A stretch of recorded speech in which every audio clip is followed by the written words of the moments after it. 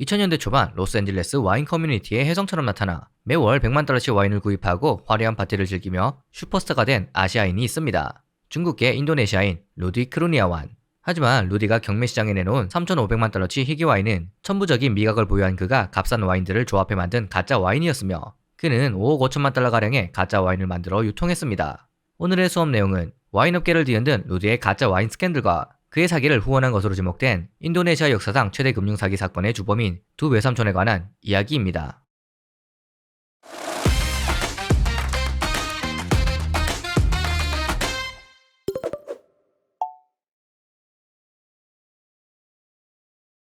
(2000년) 캘리포니아 로스앤젤레스의 유명한 와인숍. 24살의 젊은 아시아인 루디가 이곳에 나타납니다. 매일같이 이곳에 방문한 루디는 와인 구매에 상당한 돈을 썼고 와인숍의 주인뿐만 아니라 캘리포니아의 유명한 와인 전문가들과도 친해집니다. 이들을 놀라게 한 루디의 천부적인 재능이 있었으니 그의 엄청난 미각. 루디는 와인을 한 모금만 마시면 캘리포니아산인지 프랑스산인지 어떤 종류인지 심지어 어떤 빈티지인지 정확하게 맞추었고 시대별 라벨 디자인과 같은 세부 사항까지 모두 기억하고 있었습니다. 2001년 루디는 지역 최고의 와인 전문가들이 모인 테이스팅 그룹에 초대받습니다. 그는 블라인드 테이스팅에서 완벽에 가까운 실력을 보여주었고 매월 100만 달러치 와인을 구매하며 캘리포니아 와인 커뮤니티에 이름이 알려지기 시작합니다. 갑작스럽게 나타나 엄청난 돈을 쓰며 순식간에 유명해진 그였지만 그의 배경에 대해서는 미스테리 그 자체였습니다. 루디는 본인의 가족이 홍콩과 인도네시아에서 주류 유통업을 하고 가문의 신탁기금을 매월 100만 달러씩 받는다고 했지만 어떤 때는 본인이 정치적 망명가라고 하는 등 계속해서 말이 바뀌었죠. 하지만 그 누구도 이를 문제 삼지 않았습니다. 와인 경매장에 나타나 가격을 신경 쓰지 않고 본인이 원하는 와인은 무조건 낙찰을 받아내는 루디는 경매업체들에게는 없어서는 안 될 존재가 되었으니까요. 2000년대 초반 닷컴 버블로 인해 뉴욕에는 돈이 넘쳐났고 수집가들은 터무니없는 가격으로 와인을 사들였습니다. 미국 전역의 최고급 와인은 뉴욕으로 몰려들었고 루디는 이곳으로 활동지를 옮깁니다. 2004년 그는 뉴욕의 가장 부유한 와인 테이스팅 그룹에 합류했고 세계에서 가장 비싼 와인인 로마네 콩티를 주로 마시는 그는 닥터 콩티라고 불립니다. 1년 만에 이 모임의 리더가 된 루디는 점점 더 희귀한 와인을 가져왔고 뉴욕, 아니 미국 와인업계의 슈퍼스타가 됩니다. 그리고 이 무렵부터 다소 이상한 집착을 드러내기 시작합니다. 시험 행사가 끝나면 모든 빈병을 본인에게 달라고 요구했고 병이 깨지기라도 하면 욕설을 하며 화를 낼 정도였죠.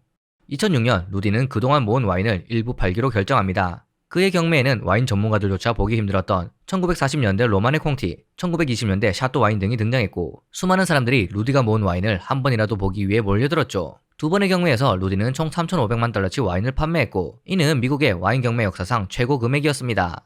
몇 달 뒤 와인을 구매한 사람들이 병을 개봉하고 마시기 시작하자 이상함을 느낍니다. 그들이 기대했던 와인의 맛과는 전혀 달랐기 때문이죠. 하지만 억만장자 와인 콜렉터들도 루디가 판매한 희귀 와인을 일생에서 단 한 번 혹은 몇 번밖에 마셔본 게 다였고 만들어진 지 수십 년이나 된 와인은 보관 상태에 따라 컨디션이 들쑥날쑥이기 때문에 그 누구도 닥터 콩티를 의심하지 않았습니다.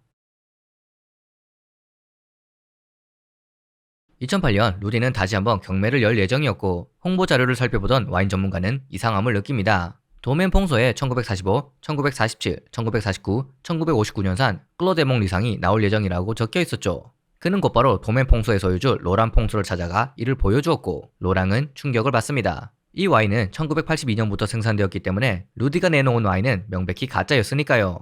가족의 이름과 명성을 지키기로 결심한 로랑은 다음날 곧장 뉴욕으로 날아갔고 막 시작된 경매에 간신히 도착합니다. 경매장에 있는 도멘 퐁소 와인 100병의 가격은 100만 달러가 넘었지만 로랑이 보기에 그중 진품은 단 한 병뿐이었습니다. 경매가 시작되고 와인이 경매에 붙여지려는 순간 로랑은 행사를 중단시키며 외칩니다. 그 와인은 가짜입니다. 와이너리 주인의 이 한마디에 경매는 중단됩니다. 로랑은 다음날 루디를 만나 묻습니다. 이 와인은 어디서 구입했습니까? 루디는 사과하거나 잘못을 인정하는 대신 아무렇지 않은 듯 말합니다. 잘 모르겠습니다. 저는 와인을 너무 많이 사서 기억이 안 납니다. 수상함을 느낀 로랑은 루디의 정체를 끝까지 파헤치기로 결심합니다. 그는 먼저 로스앤젤레스 일대를 조사했고 루디가 인쇄소에 대량으로 와인 라벨을 주문했다는 사실을 알아냅니다. 뿐만 아니라 로랑은 2년 동안 전 세계를 누비며 루디의 진짜 정체를 밝혀냈죠. 억만장자이자 세계 최대 규모의 희귀 와인을 수집한 빌 코크 역시 루디를 의심합니다. 루디에게서 구매한 와인을 조사한 결과 수많은 와인이 가짜로 드러났고 다른 구매자들에게도 연락한 결과 그들은 수백만 달러의 사기를 당했음이 확인되었으니까요.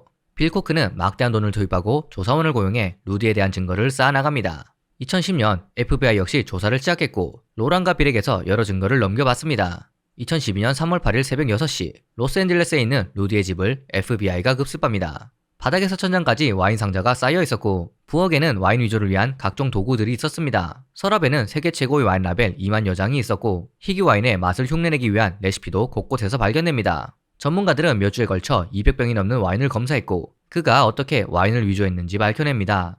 천부적인 미각을 갖고 있었던 루디는 저렴한 와인들을 조합하여 세계 최고급 와인의 맛을 재현할 수 있었죠.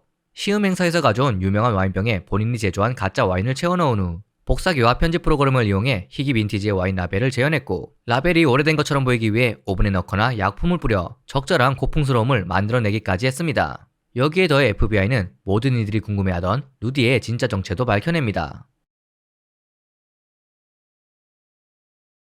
중국에서 인도네시아로 이민을 온 부모 사이에서 태어난 젠 왕 황. 인도네시아에서 화교는 엄청난 차별을 받았기에 부모님은 그의 이름을 인도네시아식인 루디 쿠르니아 완으로 바꿉니다. 1990년대 후반 캘리포니아 주립대학교에 입학한 그는 2001년 정치적 망명을 신청합니다.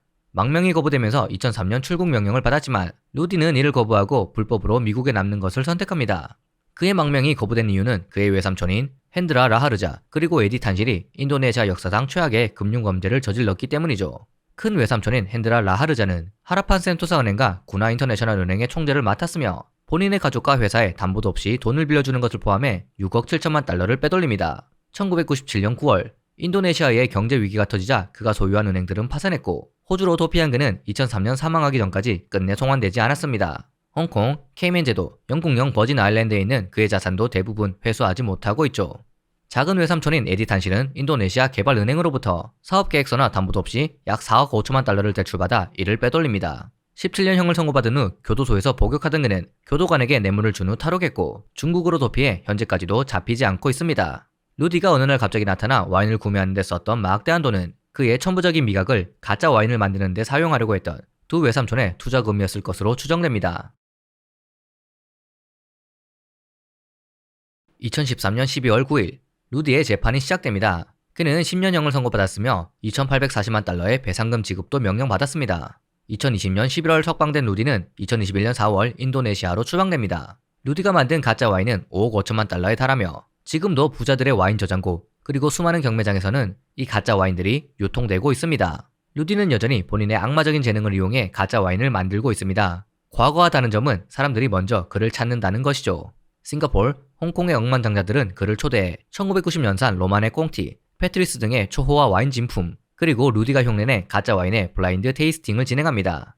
놀랍게도 대부분의 사람들이 루디가 만든 가짜 와인이 더 맛있다며 그의 재능을 지켜세웁니다.